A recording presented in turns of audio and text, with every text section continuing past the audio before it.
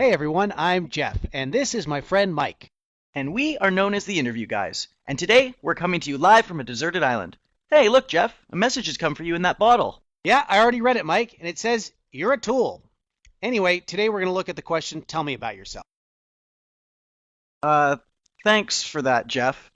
Anyway, as you know, this is one of the most commonly asked job interview questions, and if you don't know what you're doing, it can also be one of the toughest. But don't worry, folks, because the Interview Guys are here to help. Thanks, Captain Cheesy. Okay, so let's get started. Let's imagine that Jeff was at an interview. So, Jeff, why don't you start by telling me about yourself? Well, I'm from Seattle, Washington. I enjoy mountain biking and cooking, and my favorite color is... Sorry, Jeff. That is not the way to answer that question. Let's take a look at where you went wrong. Okay, so there's 3 main points that you need to remember when answering this question.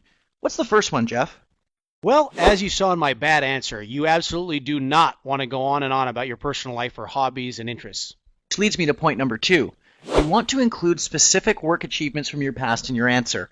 But there's one final trick, isn't there, Jeff? That's right, Mike.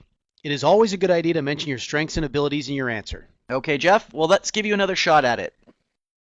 So, Jeff, why don't you start by telling me about yourself? Well, I've been in sales for the last 5 years. My most recent experience was in the retail industry where I was a manager at the Comfy Shoe Company.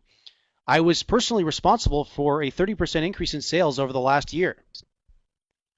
I'd say that my main strength is my leadership ability, which was evident in the way I mentored my sales team to reach our lofty goals. What I'm looking for is a company that values teamwork and the group dynamic, where I can join a strong team and have a positive impact on the team dynamic and sales revenue. Outstanding work, Jeffrey. Way to use the 3 points we talked about effectively. So, did you see the difference? The first time I answered, I gave a wishy-washy response that would have taken me out of the running right away.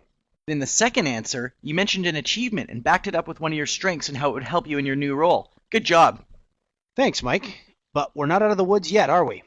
There's one more thing that all the top job seekers in the world do and that 99% of people screw up. Millions of people are failing to do this, and as a result, they're not getting jobs. And you probably didn't notice this, but in my second answer, I said something that would have sealed the deal and got me the job. Jeff is right. We like to call it tailoring, and it is the method used by all the top job seekers in the world. As we always say, you need to tailor your answers to the company you're interviewing with. You see, each company is looking for some specific traits, and you have to make sure you demonstrate in your answers that you have those traits.